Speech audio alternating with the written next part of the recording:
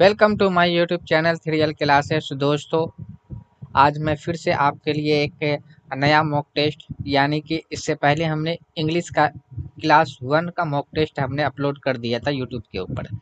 ठीक है, अगर आपने अभी तक उससे इंग्लिश का मॉक टेस्ट नहीं देखा है तो आप उसे जाके देख लें। मैंने उस मॉक टेस्ट के अंदर आपको बताया था कि अभी जो हम सेशन जो शुरू करने वाले एक सीरीज मॉक टेस्ट का एक सीरीज स्टार्ट करने वाले हैं, जिसमें इंग्लिश से, उर्दू से और हिंदी से रिलेटेड आपका 10-10 क्वेश्चन लिया जाएगा हर एक मतलब वीडियो के अंदर। और उसी 10 क्वेश्चन से आपको 10 गो कॉन्सेप्ट हो या उससे रिलेटेड जो भी मतलब फैक्ट चीज़ हो, वो जानने की हम कोशिश करेंगे। ठीक है, तो मैंने क्लास 1 जो इंग्लिश का अपलोड कर दिया है। अगर आपने अब तक नहीं देखा है मॉक टेस्ट क्लास 1 का, तो आप जाके उसे देख लें।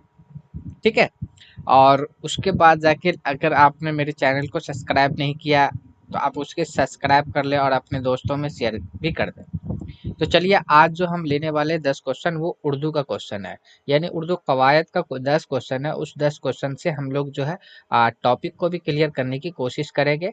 आपके सामने प्रश्न आएगा, सवाल आएगा, और उस सवाल को आपको आप पढ़ के पहले जवाब देने की कोशिश करना। उसके बाद हम जवाब देंगे, जवाब देने के बाद फिर जाकर उस टॉपिक से रिलेटेड जो भी फैक्ट चीज़ होगा उसको हम जानने की कोशिश करेंगे। अगर आप अभी मेरी वीडियो को देख रहे हैं तो सबसे पहले आप क्या करें कि अपने साथ में क्या करें कि कॉपी कलम लेके बैठे। ठीक है, जो चीज़ आपको क्वेश्चन आंसर हम तो टेस्ट लगाएंगे लगाएंगे, और साथ में हम क्या करेंगे, जो चीज़ हमको इससे रिलेटेड जो भी फैक्ट चीज़ बताया जाएगा, जो भी कॉन्सेप्ट बताया जाएगा उसको हमको नोट डाउन भी करना है। क्योंकि आप जिस चीज़ को जितनी बार लिखिएगा, लिख के आप प्रैक्टिस कीजिएगा, तो आप फिर परफेक्ट बन सकते हैं। तो चलिए हम स्टार्ट करते हैं। पहला सवाल देखते हैं कि आज उर्दू का क्या है। चलिए, जैसा कि दिखाई दे रहा है स्क्रीन के ऊपर, क्लास 1 ये उर्दू का है। हमने इंग्लिश का क्लास 1 मॉक टेस्ट अपलोड कर दिया। ठीक है, इंग्लिश उर्दू का होगा। उर्दू के बाद फिर से हम आगे सेशन पे चलेंगे। चलिए, जैसा कि आपको पहले क्वेश्चन के ऊपर, स्क्रीन के ऊपर पहला क्वेश्चन दिखाई दे रहा है कि जैद रोटी खा रहा है। ये सवाल है आपका कि जैद रोटी खा रहा है। इस जुमले में जैद क्या है? ठीक है, तो यहाँ पे जैद रोटी खा रहा है, इस जुमले में जैद क्या है? आपका ऑप्शन नंबर है, अलीफ है फेल, उसके बाद जाके बा है फाल, उसके बाद जाके आपका जीम है मफूल, उसके बाद है आपका दाल यानी कोई नहीं। तो ये 4 ऑप्शन है। आप 4 ऑप्शन में से आप इसका पहले जवाब दीजिए, उसके बाद हम जवाब देंगे, फिर इसका एक्सप्लेन भी मैं करूंगा। ठीक है, चलिए देखिए यहाँ पे जो ये जो है ना, जायद का जुमले के अंदर जो इस्तेमाल किया गया ना, वो जायद फाल है। क्या है? फाल है। ऑप्शन नंबर बी आपका सही जवाब हो जाएगा। ठीक है, अब यहाँ पे हम फाल के बारे में जानने की कोशिश करते हैं, कुछ इससे रिलेटेड पॉइंट को। कॉपी में आप अपने नोट डाउन इसको कर सकते हैं। देखिए, सबसे पहला पॉइंट तो हम जानेंगे कि जो आपका फाल होता है उसी को अंग्रेजी में सब्जेक्ट कहा जाता है। मैंने आपको इंग्लिश, जब इंग्लिश का जो टेस्ट 1 लिया था तो उसके अंदर मैंने सब्जेक्ट के बारे में बताया था, तो वहाँ पे ये चीज़ भी बताया था। ठीक है, और हिंदी में आप इसको जो है हिंदी में कहा जाता है कर्ता। ठीक है, कर्ता कहा जाता है। पहला पॉइंट तो हम तो जान गए कि फाल जो होता है, जो उर्दू में जिसे हम फाल कहते हैं, उसी को इंग्लिश में सब्जेक्ट, हिंदी में कर्ता कहते हैं। और जो काम को करता है ना, किसी भी जुमले के अंदर जो काम को करता है ना, उसी को फाल कहा जाता है ना। तो दूसरा पॉइंट हम लिख सकते हैं कि काम करने वाले को, है ना, काम करने वाले को फाल कहते हैं। ठीक है, ये पॉइंट जान गए हम। अब यहाँ पे जैसे कि जब तक देखिए, बगैर जुमले के आप फाल का अंदाजा नहीं लगा सकते, आप फाल को सेलेक्ट नहीं कर सकते। ठीक है, जब तक आप जुमला इस्तेमाल नहीं किया जाएगा, कि आखिर जुमले के अंदर जब तक जुमला लिखा नहीं जाएगा, बताया नहीं जाएगा, तब तक आप फाल के बारे में मालूमात नहीं कर सकते। कुछ आपका ज़मीर फाल होता है जो आपका फिक्स होता है, जैसे कि तुम, है ना, आप, मैं, है ना, हम, तो ये सब क्या है कि ज़मीर जो है, जैसे वह, यह, ये ज़मीर आपका फिक्स होता है ना। तो ये ज़मीर है आपका, ये ज़मीर आपका मतलब जहाँ पे आपको ये नज़र आएगा, समझ लीजिए कि ये आपका फ़ाल ही है, क्योंकि ये काम करता है उसी के अंदर। ठीक है। अब कहने का मतलब यहाँ पे ये था कि काम करने वाले को कहा जाएगा फ़ाल, है ना। तो यहाँ पे जैसे जाहिद रोटी खा रहा था, इस जुमले में जाहिद के सॉरी जायद रोटी खा रहा था, इस जुमले में जायद क्या है, तो जायद आपका फ़ाल है। ठीक है। तो फ़ाल के ऊपर हमने डिस्कस कर लिया कि फ़ाल को हिंदी में कहा जाता है करता, इंग्लिश में सब्जेक्ट, उर्दू में फ़ाल कहा जाता है। फ़ाल जो है काम करने वाले को ही कहा जाता है, लेकिन ये बगैर जुमले के आप इसको फ़ाल नहीं कह सकते जब तक वो जुमले में इस्तेमाल नहीं किया जाएगा। जैसे अगर हम मान सकते हैं, यहाँ पे एक लिख सकते हैं, एक जुमला और लिख लेते हैं कि अहमद सो रहा है। ठीक है। तो अब यहाँ पे अहमद सो रहा है, तो सोने का काम हुआ, कौन सोया, अहमद सोया। तो अहमद यहाँ पे आपका फाल हो गया। ठीक है।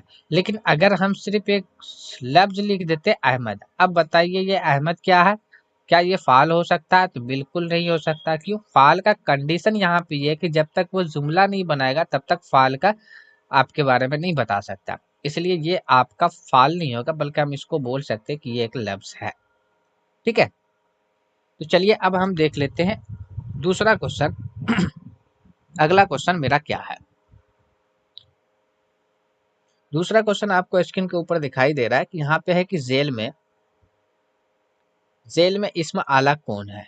इसमें 4 ऑप्शन दिया हुआ है, इस्म आला के बारे में बताना। ऑप्शन नंबर 1 है कि दस्ताना, दूसरा ऑप्शन नंबर जी में खूबसूरत, ऑप्शन नंबर आपका यहाँ पे बे दे दिया, यानी कि ये आपका बे होना चाहिए था, उसके बाद जाके ये जीम होना चाहिए था। ठीक है ना। दूसरा हो गया तिजारत, चौथा हो गया कुतुब खाना। तो ये 4 ऑप्शन दिया हुआ, इस 4 ऑप्शन के अंदर इस्म आला कौन सा है। चलिए इसका जवाब आप दीजिए। चलिए इसमें से सही जवाब हो जाएगा option number 1, option number Alif आपका इस्म आला हो जाएगा। अब सवाल ये आता है कि इस्म आला होता क्या है, इसके ऊपर आखिर दस्ताना हम क्यों दिए, इस्म आला खूबसूरत, तिजारत और कुतुब खाना क्यों नहीं दिए। ठीक है। तो दस्ताना हम इसलिए दिए हैं क्योंकि इस्म आला जो है, इस्म आला ये किसी, यह जो है ना किसी औजार को दिखाता है, किसी औजार को दिखाता है या हथियार को दिखाता है, या हथियार को दिखाता है। तो यानी कि हम कह सकते हैं कि ऐसा लफ्ज जो किसी औजार या हथियार को दिखाए, है ना, जाहिर करे, वही आपका इस्म आला है। तो ये जो दस्ताना जो है ना एक औजार की तरह है, खूबसूरत आपका यहाँ पे सिफत है, तिजारत अगर आपका देखा जाए तो ये कारोबार के अंदर चला, एक लफ्ज के अंदर आ जाएगा, कुतुब खाना ये भी आपका इस्म के अंदर जाएगा, है ना। तो यहाँ पे पूछा ये जा रहा था कि इस्म आला क्या है, तो इस्म आला का जो तारुफ होता है वो मतलब कि किसी औजार या हथियार के जो लफ्ज जाहिर करेगा किसी औजार या हथियार को, वही हमारा इस्म आला होगा। एग्जाम्पल के तौर पे हम यहाँ पे ले सकते हैं, जैसे चाकू, चाकू भी हमारा इस्म आला है, चाकू। ठीक है। जैसे हम ले सकते हैं यहाँ पे कुदाल, है ना, कुदाल, कुदाल। उसके बाद जैसे हम और क्या ले सकते हैं, जैसे हम ले सकते हैं सुई, है ना। जैसे हम ले सकते हैं यहाँ पे शीशा,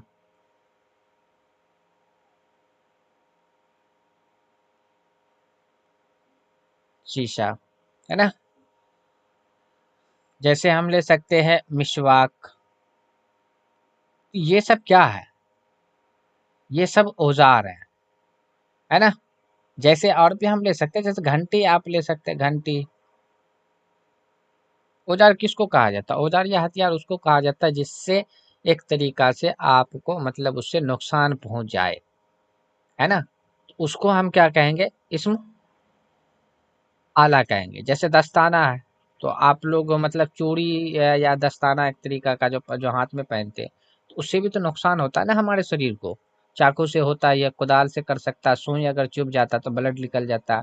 शीशा तो आप जानते ही जानते हैं, मिसवाक से भी हम लोग वहां पे कुछ ना कुछ उसका हथियार के तौर पे इस्तेमाल कर लेते हैं, है ना। घंटी आपको पता ही है कि ये भी एक हथियार की तरह है। ठीक है, जैसे कि आप ले सकते हैं प्याला, प्याला, है ना। और भी चीज आप ले सकते हैं, झाड़ू ले सकते हैं, झाड़ू भी आपका क्या है, झाड़ू भी इसमें आला है। जैसे भाला ले लीजिए, भाला हो गया, तलवार हो गया, तलवार हो गया, है ना, कमान हो गया, पंखा ले लीजिए। ये सारा का सारा क्या है, इसम आला है। तो हम इस हमको इसम आला के बारे में बस इतना चीज याद रखना कि इसम आला जो होता है वो लफ्ज होता है जिससे औजार या हथियार का इल्म हो। जैसे चाकू, कुदाल, सुई, शीशा, मिसबाक, घंटी, है ना, प्याला, झाड़ू, भाला, तलवार, कमान, है ना, आरी, है ना, खंती, है ना, खुरपी, है ना, कंप्यूटर ले लीजिए, खंजर ले लीजिए। ठीक है, सीडी ले लीजिए, कलम तराश ले लीजिए। बहुत सा ऐसा मिसाल है जो इसमें आला की मिसाल है। ठीक है, तो चलिए अब हम चलते हैं अगला क्वेश्चन के ऊपर, क्वेश्चन नंबर 3 के ऊपर। क्वेश्चन नंबर 3 हमारा ये कह रहा है कि माने के एतबार से इसम की कितनी किस्में हैं। यहाँ पे ये कहा कि माने के एतबार से इसम की कितनी किस्में है ऑप्शन नंबर अलिफ 2 है, बे 4 है, जीम 6 है, दाल 5। यहाँ पे 5 था। ठीक है, 5, है ना, 5। तो यहाँ पे क्या हो जाएगा, पहले आप जवाब दीजिए उसके बाद हम जवाब दें।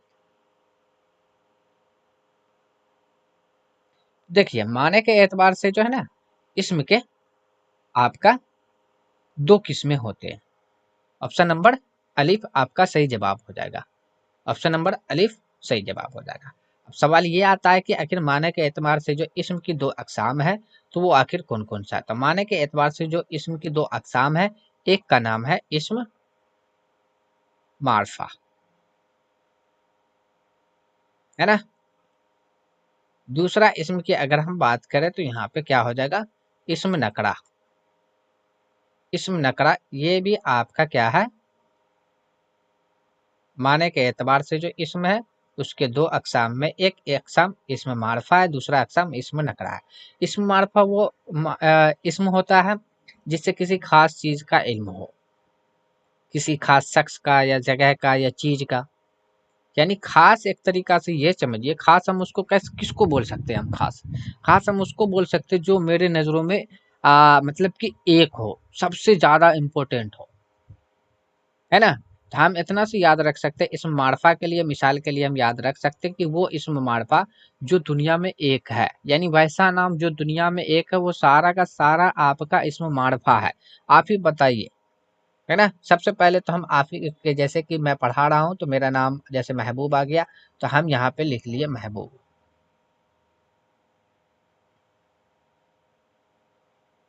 महबूब, है ना। तो ये मैं भी खास हूँ, सिंगल नाम है ना। उसी तरीके से जैसे हम यहाँ पे हम लोग बिहार में रहते हैं तो बिहार की राजधानी पटना है, तो जैसे हम पटना ले लिए, ये भी आपका क्या बन गया, इसमें मारफा बन गया। उसी तरीके से जैसे हम बिहार राज्य के अंदर, रियासत के अंदर रहते हैं तो बिहार भी आपका क्या बन गया, एक तरीका से आप समझिए इसमें मारफा बन गया। उसी तरीका से हम ले सकते हैं, जैसे बहुत सा नदी है, नदी में भी एक अगर हम यहाँ पे ले लेते हैं गंगा नदी का, गंगा नदी, तो ये भी आपका क्या बन गया, इसमें मारफा बन गया। जैसे पटना बहुत सा शहर है, शहर में से एक शहर को ले लिया नाम ने पटना, है ना। रियासत बहुत सा जिसमें से हमने ये ले लिया, उसी तरीका से हम कह सकते हैं कि ये इसमें मारफा वो होता है जो दुनिया में एक है। जैसे आप ले सकते हैं ना, जैसे मिसाल के तौर पे आप ले लीजिए पृथ्वी, यानी जमीन, जमीन ले लीजिए, है ना, सूरज ले लीजिए। अब बताइए ये चीज दुनिया में एक है नहीं है, जैसे ताजमहल, लाल किला, गोल घर, है ना, ये सारा का सारा क्या है, आपका इसम मारफा है। तो इसम मारफा वो होगा जो चीज दुनिया में एक है, यानी किसी खास चीज का इल्म, किसी किसी खास चीज का या शख्स का या जगह का इल्म हो, है ना, उसको। इसमें नकरा वो होता है जो मतलब कि किसी आम चीज के लिए, तो आम का मतलब एक तरीका से अवाम यानी लोगों से यानी भीड़ से एक तरीका से आपका वहां पे ये आ रहा है, एक से ज्यादा के लिए, है ना। तो मार्फा आपको याद रखना है कि एक नाम, नकरा एक से ज्यादा नाम, ज्यादा नाम, एक से, एक से ज्यादा नाम, ये याद रखना आपको। एक से ज्यादा नाम जो रहेगा वो नकरा रहेगा। जैसे अभी यहाँ पे हमने यहाँ पे लिया महबूब लिया, तो महबूब तो सिंगल है, यानी कि ये इसमें खास के अंदर चला गया, तो महबूब क्या एक तरीका से लड़का। अब लड़का बोले तो सिर्फ यहाँ पे इसका बहुत सा लड़का आ गया, इसका मतलब ये इसमें नकरा हो गया। जैसे पटना एक शहर है, तो हम यहाँ पे शहर लिख दिए, तो अब तो शहर तो बहुत सा हो गया, इसका मतलब ये जो शहर लफ्ज जो है ये आपका नकरा है। जैसे बिहार, तो रियासत बहुत सा है, तो हम यहाँ पे लिख दिए, अगर रियासतें लिख दिए, रियासत, तो ये आपका क्या बन गया, ये आपका इसमें नकरा बन गया। जैसे गंगा नदी है, तो हम यहाँ पे अगर नदी लिख देते हैं, तो नदी तो आपका बहुत हो गया ना, है ना, एक से ज्यादा हो गया ना। अगर नदी बोला जाएगा तो गंगा आ गया, कोसी, यमुना, है ना, ब्रह्मपुत्र, बहुत सा नदी है, तो सारे नदी का यहाँ पे जिक्र आ जाएगा। इसलिए हम बोल सकते हैं कि ये एक से ज्यादा होता है, इसलिए ये नकरा हो जाएगा, है ना। तो ये वगैरह, है ना, बहुत सा ऐसा नाम है। बस सिर्फ इतना सी याद रखना कि माने के एतबार से इसम के दो अकसाम होते हैं, एक का नाम है इसम मारफा, दूसरे का नाम है इसम नकरा। इसम मारफा वो होता है जिससे किसी खास चीज का, शख्स का या जगह का इल्म हो, है ना। और वैसे अगर याद नहीं रखना है तो बस इतना सी याद रखना कि इसम मारफा जो होता है वो एक नाम होता है। ऐसे भी याद नहीं रहता तो इसम मारफा को ऐसे ही आप कंटेंट को जोड़ के याद कर सकते हैं। इसम मारफा यानी मर गया, मारफा से याद रखिए मर गया। तो जब देखिए कोई भी इंसान मरता है तो वो सिंगल जाता है, ऐसा नहीं है कि अगर किसी का बेटा मर गया तो अब वो बेटा के साथ बाप भी चला जाएगा, माँ भी चली जाएगी, नहीं है, सिंगल जाएगा मरने के बाद, ठीक है। तो हम ऐसी से याद रख सकते हैं, मर गया तो मरेगा एक, जाएगा एक, है ना। इसका मतलब है कि एक नाम रहेगा तो वो मारफा हो जाएगा। अब देखो यहाँ पे इसमें नकरा को कैसे याद रख सकते हैं, एक से ज्यादा, इसका मीनिंग तो हो जाए दे दिए। मारफा नकरा को कैसे याद रख सकते हैं, यानी कि घर में कोई एक नखरा करता है, नकरा से याद रखना नखरा। जब वो घर में नखरा करेगा तो बहुत सा लोग उसको मनाएगा, उसको फैमिली मेंबर बनाएगा। जैसे अगर अगर मतलब किसी मतलब घर में कोई छोटा है सबसे, अगर मान लीजिए कि भाई अगर नाराज है तो फिर उधर से मम्मी आएगी, वो उसको करेगी, बहन आएगी, चाहे पिताजी आएगा, है ना, तो ये सब आके उसको मनाएगा, है ना। तो ये नखरा दिखाएगी। तो अब देखिए यहाँ पे एक से ज्यादा आ गया ना, नखरा करने के बाद एक से ज्यादा लोग मनाने के लिए जाता है, लेकिन मरने के बाद एक ही जाएगा, तो ज्यादा नहीं जाएगा। तो इस तरीका से हम दोनों के अंदर फर्क कर सकते हैं और इसको याद भी रख सकते हैं। चलिए अगला क्वेश्चन देख लेते हैं, चौथा नंबर का क्वेश्चन क्या है। चौथा नंबर का क्वेश्चन आपको यहाँ पे है कि इब्ने मरियम, यहाँ पे सवाल ये आ रहा है कि इब्ने मरियम, है ना, इब्ने मरियम किसकी मिसाल है, इब्ने मरियम किसकी मिसाल है। ऑप्शन नंबर एक है उर्फ की, है ना, दूसरा है ऑप्शन नंबर बे जो है आपका कुन्नियत है, ऑप्शन नंबर बे कुन्नियत, ऑप्शन नंबर जीम आपका तखल्लुस हो गया, और ऑप्शन नंबर चार आपका लकब हो गया। तो इन चारों में से आपका क्या होना चाहिए। तो सबसे पहले आप जवाब दीजिए, उसके बाद हम डिस्कस कर लेते हैं इस पे, इसका जवाब सही क्या होगा और इससे रिलेटेड जो भी बात होगी हम उसको क्लियर कर लेंगे। चलिए इसका सही जवाब हो जाएगा इब्ने मरियम। इब्ने मरियम जो है ये कुन्नियत है। ऑप्शन नंबर बी आपका सही जवाब हो जाएगा। ऑप्शन नंबर बी आपका सही जवाब हो जाएगा कि इसमें जो है इब्ने मरियम ये आपका कुन्नियत है। अब सवाल ये आता है कि आखिर मतलब कि आखिर ये कुन्नियत क्यों हुआ। इब्ने मरियम किसकी मिसाल है, तो कुन्नियत की मिसाल है। तो देखिए हमारे पास जो होता है अ, आखिर ये कुन्नियत क्यों होगा। हमारे पास एक इस्म अलम है, इस्म अलम के 5 अक़साम होते हैं। अब 5 अक़साम में से एक अक़साम आपका जो है वो कुन्नियत है, इस्म कुन्नियत है, ठीक है, इस्म कुन्नियत है। अब आखिर इस्म कुन्नियत क्या होता है, यानी कि वो नाम जो किसी रिश्तेदार की वजह से पड़ जाए, या रिश्तेदार के जैसे भाई का मतलब टाइटल लग जाए, नाम के साथ लग जाए, भाई के नाम से या बाप के नाम से या बेटी के नाम से, बेटा के नाम से, है ना, या माँ के नाम से, है ना, किसी रिश्तेदार के नाम के साथ जब जो नाम जो है ना बनाकर पुकारा जाए, है ना। सबसे अच्छा मिसाल इसको इस तरीका से हम इसका तारुफ कर सकते हैं कि जो नाम किसी रिश्तेदार की बिना पर पुकारा जाए। अब रिश्तेदार कौन होता है? मेरा रिश्तेदार मेरे वालिद साहब होते हैं, मेरी माँ होती है ना, मेरी बेटी हो सकती है, मेरा बेटा हो सकता है, मेरा भाई हो सकता है, मेरी बहन हो सकता है ना, और उसके बाद मेरा दोस्त हो सकता है। तो ये भी सब रिश्तेदार के अंदर आता है। तो उसके बिना पे अगर आपका जो मतलब नाम पुकारा जाता है, उसी को हम क्या कहते हैं? कुन्नियत कहते हैं। देखिए ये जो जो कुन्नियत जो एक तरीका से लफ्ज है ना, ये प्रॉपर हमारे हिंदुस्तान के अंदर इसका इस्तेमाल नहीं किया जाता है, ठीक है, नहीं किया जाता है। ये प्रॉपर आपका सऊदी अरब के अंदर किया जाता है ना। मिसाल के तौर पे कोई भी मतलब हमारा हिंदुस्तान का कल्चर ही अलग है, आप तहजीब देखिएगा तो वो अलग है, ठीक है, लेकिन यहाँ पे नहीं किया जाता है। तो यहाँ पे कुन्नियत रिश्तेदार के लिए पुकारा जाता है। तो यहाँ पे अब देखिए, कुन्नियत की मिसाल के लिए आपको 4 को पॉइंट याद रखना पड़ेगा। अभी हम तो यहाँ पे डिस्कस कर लिए, चलिए इसका हम ये भी लिख देते हैं। कुन्नियत किसको कहा जाता है? कि जो लफ्ज, है ना, जो लफ्ज किसी रिश्ते रिश्तेदार की बिना पर पुकारा जाए, पुकारा जाए। तो जो नाम या जो लफ्ज, है ना, लफ्ज या नाम समझ लीजिए, किसी रिश्तेदार की बिना पर पुकारा जाए, उसी को इसमें कुन्नियत कहा जाता है, ठीक है। अब इसमें एक पॉइंट तो याद आपको ये रखना कुन्नियत से रिलेटेड, पहला पॉइंट तो ये याद रखना है कि इसमें कुन्नियत जो है एक अकसाम है किसके? इसमें अलम के है, ठीक है। दूसरा पॉइंट याद रखना कि इसमें कुन्नियत क्या होता है? कि जो लफ्ज या नाम किसी रिश्तेदार की बिना पर पुकारा जाए, उसको हम इसमें कुन्नियत कहते हैं। तीसरा पॉइंट हम क्या याद रख सकते हैं इसके बारे में, कुन्नियत के बारे में, कि आपको यहाँ पे ये रखना है कि इब्न, ठीक है। तो ये जो इब्न होता है, ये इब्न के माने होता है बेटा, ठीक है। दूसरा आपका इब्न के बाद आपका इसके अंदर इब्न का मतलब बेटा।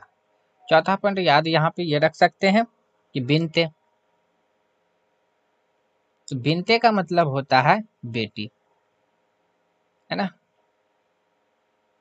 बिनते के मतलब बेटी। अगर हम यहाँ पे पांचवा पॉइंट की बात करें तो यहाँ पे एक चीज और इसमें इस्तेमाल किया जाता है, अबू। अबू के माने एक तरीका से बाप, ये याद रखना है, ठीक है। उसके बाद छठा पॉइंट करें तो यहाँ पे उम्मे, यानी एक तरीका से इसका उम्मे का मीनिंग हम ले सकते हैं यहाँ पे माँ, है ना। ये चार पॉइंट आपको यहाँ पे याद रखना कि पहला इसम अलम जो है वो एक इसम कुन्नियत जो है वो इसम अलम की अकसाम है, और जो लफ्ज या नाम किसी रिश्तेदार के बिना पर पुकारा जाए वो इसमें कुन्नियत है। और आपको ये 4 गो लफ्ज याद रखना है। अगर ये आप 4 लफ्ज आप याद रखते हैं तो फिर आप समझ लीजिए इसमें कुन्नियत से रिलेटेड आप कोई भी सवाल आप गलत नहीं कर सकते। पहला पॉइंट तो यहाँ पे ये रखना है इब्ने, है ना, इब्ने का माने होता है बेटा, है ना। तो ये लफ्ज को याद रखना है कि ये इब्न रहेगा, यानी कि अगर आपको इब्न लग के जो लफ्ज आता तब इससे पूछा जाता तो समझ लिए वो इसमें कुन्नियत ही है। बिनते अगर लग के आता यानी बेटी से रिलेटेड तो वो भी आप समझ लीजिए कि आपका कुन्नियत के अंदर अबू हो गया, है ना, उम्मी हो गया, है ना। तो ये सारा का सारा आपका क्या है, मतलब इसमें कुन्नियत को पहचानने का एक तरीका दे दिया गया है। तो देख लीजिए यहाँ पे इब्ने मरियम, हम यहाँ पे इसलिए हम इसको भी ऐसे भी हम पहचान सकते हैं कि ये इसमें कुन्नियत है, लेकिन हमको तो अंदर की बात भी जानना है ना कि ये आखिर ये इसमें कुन्नियत होता क्या है, वो किसके अकसाम है, और उसके लफ्ज जो है किसका क्या माने होता है, ठीक है। तो चलिए यहाँ पे कुछ हम एक दो और मिसाल भी ले लेते हैं। जैसे कि एक हम ले लेते हैं कि अबुल कासिम, है ना, अबुल कासिम। तो ये अबुल कासिम भी मिसाल है कुन्नियत के। तो ये देखिए शुरू में आपका आ गया जाके अबुल, है ना, अबू याद रखना है तो अबू आ गया कासिम। अब देखिए इसका मतलब क्या हो जाता है, अबू, अबुल कासिम, यानी कि एक तरीका से कासिम का बेटा, ये कासिम का बाप, क्योंकि अबू मतलब बाप, कासिम का बाप। ये आपका हो गया जाके, उसके बाद जाके आप देखिए यहाँ पे तो ये आखिर किसके लिए इस्तेमाल किया जाता है? तो ये हुजूर पाक सल्लल्लाहु अलैहि वसल्लम के लिए इस्तेमाल किया जाता है ना, हुजूर पाक सल्लल्लाहु अलैहि वसल्लम के बारे में, है ना, कहा जाता है, कहा जाता है, ये याद रखना है। तो आप यहाँ पे देख लिए अबुल कासिम यानी कासिम का बाप, तो कासिम का बाप यानी हुजूर पाक सल्लल्लाहु अलैहि वसल्लम को कहा जाता है। उसी तरीका से एक हम ले सकते हैं, है ना, इब्ने आदम यानी कि आदम के औलाद, यानी इब्ने मतलब बेटा यानी औलाद, है ना, आदम के औलाद यानी एक तरीका से इंसान के लिए कहा गया, है ना, इंसान को कहा गया, है ना। इसी तरीका से हम ले सकते हैं उम्मे मरियम, अभी आपका एग्जाम्पल के तौर पे वहाँ पे था, है ना, अबू तौराब, है ना, बिनते मोहम्मद, बिनते मोहम्मद, है ना, यानी कि मोहम्मद सल्लल्लाहु अलैहि वसल्लम की बेटी यानी फातिमा, ले सकते हैं आप, है ना। इस तरीका से हम इसकी पहचान कर सकते हैं। ये आपका इसमें कुन्नियत आता है, ठीक है। तो चलिए फिर हम अगला टॉपिक के ऊपर चलते हैं कि अगला क्वेश्चन क्या है। जैसा कि 5 नंबर का क्वेश्चन आपको स्क्रीन के ऊपर दिखाई दे रहा है, 5 नंबर में है कि 5 नंबर में है, जेल में से इसम मुसग्गर कौन है, जेल में से इसम मुसग्गर कौन है। तो पहला है आपका किताब, दूसरा है किताबचा, तीसरा है रिसाला, चौथा है बाग। ये 4 ऑप्शन दिया गया, इस 4 ऑप्शन में से सही जवाब आपका क्या हो जाएगा।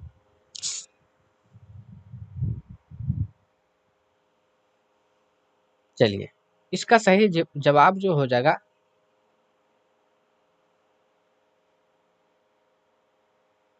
इसमें किसके बारे में पूछा गया था, मुसग्गर के बारे में, है ना। तो इसका सही जवाब हो जाएगा ऑप्शन नंबर बी, यानी आपका सही जवाब ऑप्शन नंबर बी हो जाएगा। अब किस तरीका से ऑप्शन नंबर बी होगा, ठीक है। तो चलिए यहाँ पे हम देख लेते हैं इसम मुसग्गर आखिर होता क्या है। तो देखिए, जब इसम मुसग्गर जहाँ पे आता है ना, तो वहां पे जब इसम मुसग्गर की बात की जाती है, तो इसके साथ में इसम मुकब्बर की भी बात की जाती है। ये दोनों एक दूसरे से अलग नहीं हो सकता, यानी एक अगर रूह है तो दूसरा जिस्म है, दूसरा जिस्म है तो पहला रूह है, इस तरीका से ये दोनों चलता है, ठीक है। तो हम एक तरीका से यहाँ पे ये इसको लेकर चलेंगे साथ में, इसमें मुसग्गर क्या होता है, इसमें मुकब्बर क्या होता है, कि यानी कि ये आप समझ लीजिए, दोनों के अंदर डिफरेंस देख लेते हैं कि फर्क क्या है। कि हम कह सकते हैं कि नहीं, जो लफ्ज, है ना, जो लफ्ज आपका क्या करता है ना, जो लफ्ज से इस्म की छोटाई का इल्म हो, छोटाई मतलब छोटापन का, छोटापन का आपका इल्म होता है, वो आपका इस्म,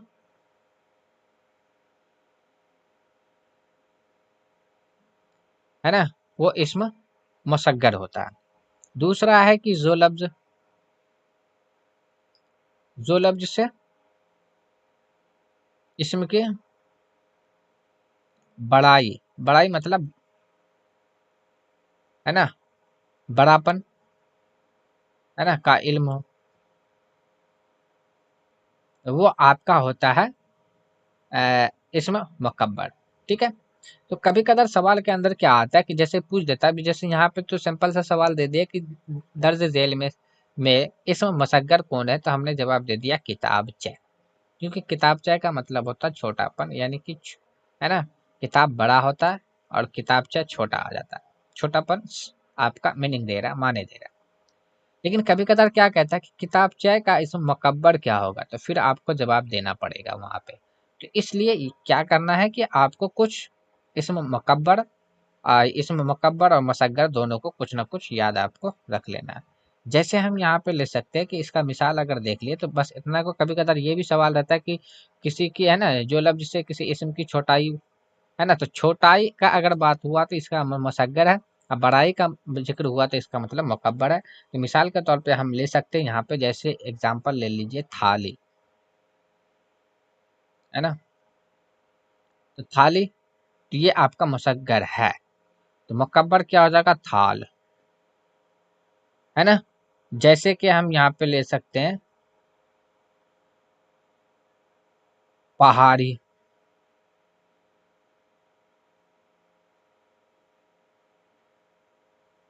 ले सकते हैं पहाड़। जैसे यहाँ पे किताब, सॉरी, किताब च, छोटापन है ना, किताब च, किताब। जैसे हम ले सकते हैं यहाँ पे पौधा, पौधा छोटा सेंस देता है, और पेड़ जो आपका देता है वो बड़ा सेंस देता है। जैसे हम यहाँ पे से ले सकते हैं झोली, ये आप यहाँ पे ले सकते हैं झोला।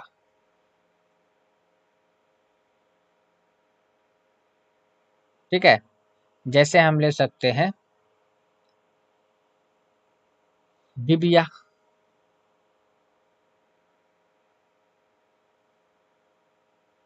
डिबिया, ले सकते हैं हम डिब्बा वगैरह। इस तरीका से हम क्या कर सकते हैं, मुसग्गर और मुकब्बर की पहचान कर सकते हैं। एक दूसरे को याद भी रखना है। एक आप लोगों को इसका मतलब कि अगर आप लोग को लगता है कि हाँ मतलब यहाँ से हमको कुछ बेनिफिट हो सकता है, कुछ फ़ायदा मिल सकता है, और इसका पीडीएफ अगर आपको चाहिए वो बता दीजिएगा, तो फिर हम इसका जो है मतलब कि ज़्यादातर इसका मिसाल दे के भी हम पीडीएफ तैयार करके आप लोग को प्रोवाइड करवा देंगे। ठीक है। तो चलिए आप क्वेश्चन नंबर अगला देखते हैं कि अगला क्या है। चलिए क्वेश्चन नंबर 6 में है। 6 क्या कह रहा है कि कलमा की कितने किस्में हैं। सवाल यहाँ पे यह है कि कलमा के कितने किस्में हैं। ऑप्शन नंबर अलिफ में है कि 2, बे में है 3, जी में है 4, और दाल में 5। चलिए आप जवाब दीजिए, उसके बाद हम लेते हैं। चलिए इसका सही जवाब हो जाएगा ऑप्शन नंबर बी, यानी कि कलमा के 3 किस्में। कलमा के कितने किस्में, 3 किस्में। पहला पॉइंट आपको याद रखना कि कलमा, है ना, कलमा से रिलेटेड याद रखना कि कलमा को ही लफ्ज मौजू कहा जाता है। लफ्ज मौजू, लफ्ज मौजू को ही, लफ्ज मौजू को ही कलमा कहा जाता है, कहते हैं। पहला पॉइंट तो ये हो गया। यानी कि लफ्ज जो यानी कलमा वो होता है जिसका कुछ ना कुछ माने हो, यानी लफ्ज मौजू वो होता है जिसका कुछ ना कुछ माने हो, तो उसको लफ्ज मौजू कहेंगे, और उसी को कलमा भी कहा जाता है। ठीक है। उसके बाद हमने बात किया कि इसके 3 अक़साम होते हैं। 3 है ना, 3 अक़साम है। तो 3 अक़साम में कौन कौन सा है। एक अक़साम का नाम है इस्म, दूसरे का नाम है आपका फेल, तीसरे का नाम है आपका हर्फ। चलिए अब ये तीनों को समझ लेते हैं। इसमें जो होता है वो नाम को कहा जाता है, यानी कि आप देखिए आपको जो भी चीज आगे पीछे जहाँ पे आप बैठे हुए, आपके हाथ में जो चीज है, आपके बॉडी का जो नाम है, और आप निगाह कीजिए ऊपर देखिए, नीचे देखिए, दाएं बाएं, जो भी चीज आपको नजर आ रहा है सारा का सारा आपका क्या है, नाउन ही है, यानी कि इसम ही है ना। यानी कि एक तरीका से आपके थॉट के अंदर भी अगर कोई नाम गूंज रहा है, अगर आपको आ रहा है, जैसे शहर, नदी, है ना, पेड़ पौधा, है ना, गांव, जो भी चीज आपको, जानवर का नाम, परिंदा का नाम, है ना, किसी चीज का नाम जिसके अंदर जान नहीं हो, चाहे जिसके अंदर जान हो, कोई भी चीज नजर आ रहा है वो सारा का सारा इसमें ही है। ठीक है। उसके बाद देखिए फेल, फेल कहा जाता है काम को। ठीक है। जो भी आप काम करते, सुबह जगे, तो देखिए सबसे पहले सुबह जगे तो जगना भी एक काम हो गया, फिर जग के आप उठ खड़े हो गए तो खड़ा होना भी एक काम हो गया, है ना, फिर चले, वॉक करे, है ना, वो भी काम हो गया। इधर उधर देखे, देखना भी काम हो गया, कोई किसी की बात को सुने, सुनना भी काम हो गया, है ना, कोई चीज उठा लिए, उठाना भी काम हो गया, फिर कहीं पे बैठ गए आपको बैठना भी काम हो गया, किसी को पुकारे पुकारना काम हो गया, है ना।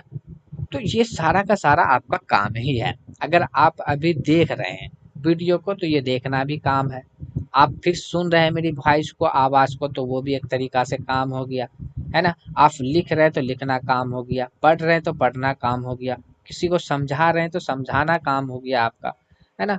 तो यानी कि वो काम है ना।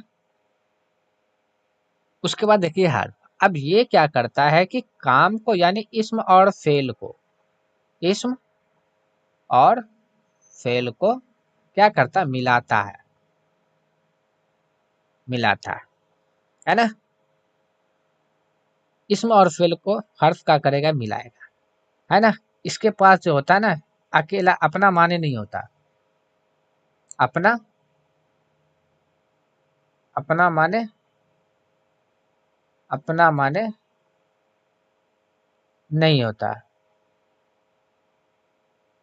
माने नहीं होता, इसके पास अपना माने नहीं होता, ठीक है। उसको कहा जाता है आपका हर्फ, यानी इसम और फेल को मिलाएगा। जैसे हम यहाँ पे कह दिए, जैसे हमने लिखा अहमद, अहमद नाम है, यानी ये आपका इसम है ना। अब यहाँ पे हम लिखते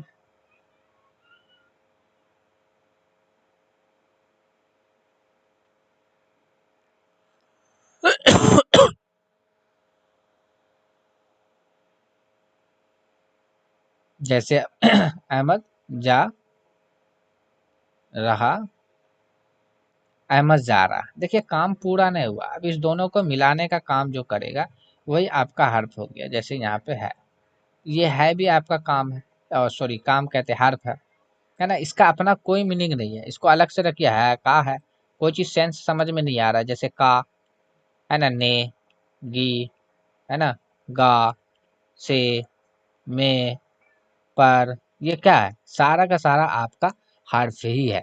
ये क्या करता है, सिर्फ इसम और फेल को मिलाने का काम करेगा, और इसके पास अपना कोई अलग से मीनिंग नहीं होता। ये जब दूसरे के साथ यानी इसम और फेल के साथ जब जाएगा तब जाके अपना कुछ ना कुछ सेंस देता है, ठीक है। तो हम यहाँ पे कलमा को भी पढ़ लिए, ठीक है। चलिए अगला क्वेश्चन देखते हैं, 7 नंबर का क्या है। 7 नंबर में यहाँ पे ये कहा जा रहा है कि बमाने लफ्ज को क्या कहते हैं, बमाने लफ्ज को क्या कहते हैं। ऑप्शन नंबर 1 में है कलमा, दूसरे में है आपका कलाम, तीसरे में जुमला, चौथे में है अल्फाज। सही जवाब क्या हो जाएगा, इसका सही जवाब दीजिए।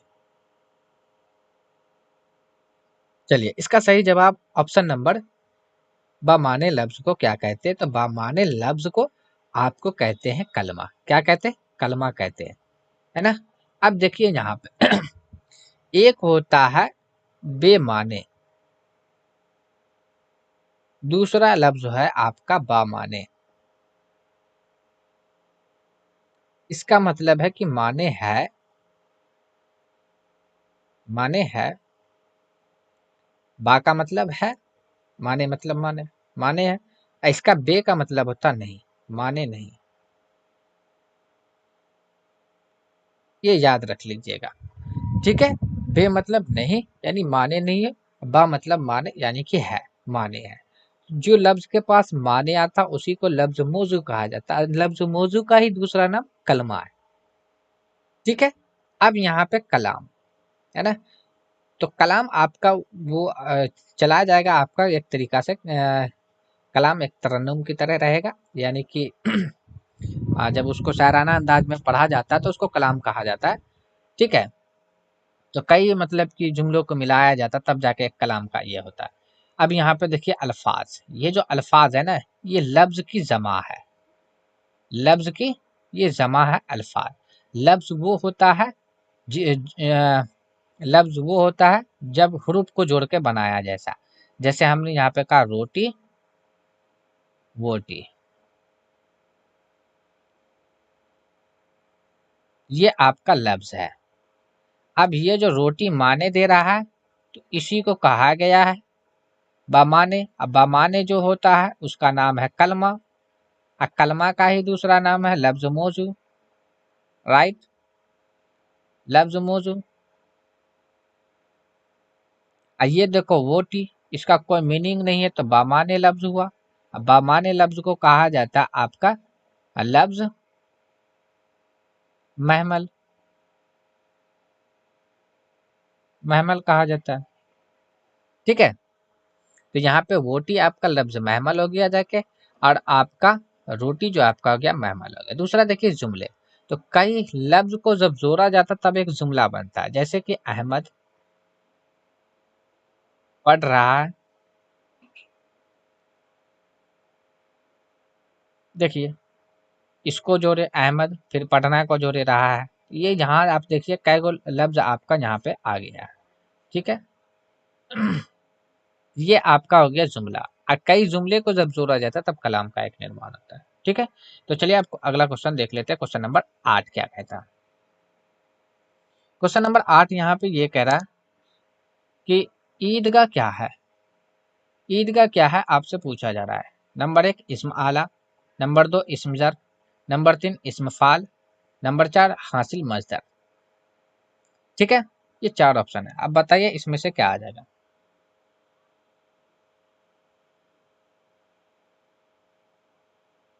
चलिए इसका सही जवाब हो जाएगा, इसका सही जवाब होगा ऑप्शन नंबर बी, यानी कि इस्म ज़र्फ। अब इस्म ज़र्फ क्या होता है, अब क्यों होगा ये जानता है। अभी हमने इस्म आला के बारे में पढ़ लिया था, औजार से रिलेटेड था, ठीक है, इसके बारे में हमने पढ़ लिया है।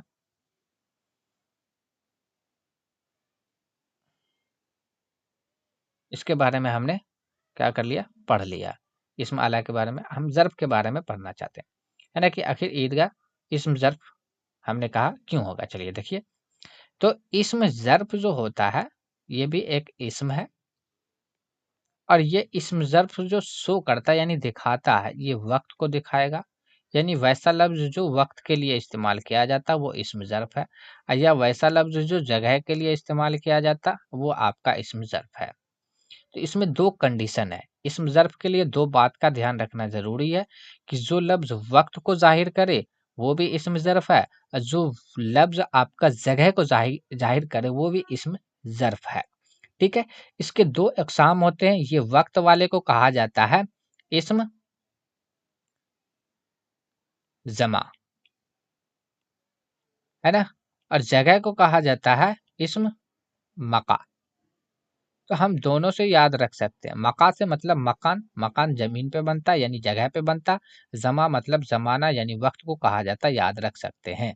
मसलन के तौर पे हम देख सकते हैं, या मिसाल के तौर पे देख सकते हैं कि जैसे कि हमने कहा आज, तो ये भी एक समय को दिखा रहा है, जैसे रात, है ना? जैसे घंटा, है ना? शाम, किसको दिखा रहा है? महीना, महीना ये किसको दिखा रहा है? वक़्त को दिखा रहा। तो ये आपका हो गया जाके, ठीक है? उसके बाद इसमें मका यानी जगह से रिलेटेड है। तो जगह तो आप जानते हैं, कोई भी आप अपने घर का भी ले सकते हैं, अपने स्टेट का ले सकते हैं। जैसे हमने ले लिया यहाँ पे सहरसा, सहरसा, है ना? पटना, है ना? दिल्ली, है ना? कोई भी ले लीजिए आप जगह। तो ये आपका क्या था? इस्म ज़र्फ़ था। तो हमने यहाँ पे इस्म ज़र्फ़ को भी देख लिया। ऑप्शन नंबर आपका बी सही जवाब हो गया। चलिए अब क्वेश्चन नंबर अगला देखते हैं। अगला क्वेश्चन यहाँ पे क्या है? लफ्ज़ कुतुब खाना कौन-सा? अब देखिए यहाँ पे फिर से पूछा जा रहा है, कुतुब खाना, लफ्ज़ कुतुब खाना क्या है? तो देखिए कुतुब खाना एक जगह से रिलेटेड है, और जगह की जहाँ पे बात हो वहाँ पे इस्म ज़र्फ़ हो जाएगा। सिफ़त होगा नहीं, कुन्नियत नहीं है। सिफ़त आपका होगा ना खूबी या खराबी से रिलेटेड है। सिफ़त कोई रिश्तेदार के द्वारा जब नाम से पुकारा जाता है तब के बिना पे। इस्माल आप जानते हो औजार या हथियार को, कुतुब खाना कोई आपका औजार हथियार है नहीं, ये होगा नहीं। कुन्नियत भी नहीं, ये होगा, सिफ़त नहीं होगा। ऑप्शन नंबर आपका बी सही जवाब हो जाएगा, यानी इसम ज़र्फ़ होगा। उसके बाद क्वेश्चन नंबर लास्ट क्वेश्चन है इस सेशन का, मॉक टेस्ट का। आप देखिए यहाँ पे दर्ज झेल में महमल लफ्ज़ किसको कहते हैं? महमल लफ्ज़ के बारे में पूछा गया। अभी हमने इससे पहले कलमा जहाँ पे आया था वहाँ पे हमने डिस्कस किया था लफ्ज़ महमल के ऊपर। तो देखिए, जिसका माने हो, ऑप्शन नंबर बी जिसका माने नहीं हो। उसके बाद सी यानी जीम जिसका माने आसान हो, दाल जिसका माने मुश्किल हो। तो महमल लफ्ज़ किसको कहा जाता है? सही जवाब आप दीजिए। चलिए, इसका सही जवाब हो जाएगा ऑप्शन नंबर बी। क्या हो जाएगा? बी। अब कैसे हो जाएगा? है ना? देखिए, लफ्ज़ लफ्ज़ जो बनता है वो हर्फ को मिलके बनता है। कई हुर्फ़ों को जब मिलाते हैं तब लफ्ज़ बनता है। लफ्ज़ के 2 अक़साम आते हैं। एक अक़साम का नाम आता है लफ्ज़ मौज़ू। मौज़ू। इसी को कहा जाता है कलमा, जो अभी हमने ऊपर डिस्कस किया था। उसके बाद है महमल। ठीक है? ये होता है बामाने लफ्ज़। बामाने के बारे में मैंने बता दिया। ये होता है बेमाने लफ्ज़, यानी कोई इसका नहीं आता। जैसे एग्ज़ाम्पल के तौर पे हम यहाँ पे देखें, जैसे हमने लिया चाकू, फिर यहाँ पे कहते हैं वाकू। तो ये देखिए चाकू के माने आ जाएगा, वाकू के माने नहीं आएगा। तो ये माने रख रहा है इसलिए बामाने हुआ, और जो आपका लफ्ज़ मौजू हुआ आप वाकू, ये आपका बेमाने है, यानी इसका कोई माने नहीं है, इसलिए आपका ये लफ्ज़ महमल हो गया। ठीक है? ये था आपका लास्ट क्वेश्चन इस सेशन का। आपने अब तक जो 10 क्वेश्चन हमने उर्दू के ऊपर डिस्कस कर लिया, 10 क्वेश्चन लेके आए थे उसके ऊपर। अब इसमें जो भी अगर आपको लगता है कि कुछ न कुछ कमी हो गया, चाहे कहीं पे मिस्टेक हो गया, तो आप कमेंट सेक्शन के अंदर आप बता सकते हैं हमको, हम उसको सही करने की कोशिश करेंगे। ठीक है?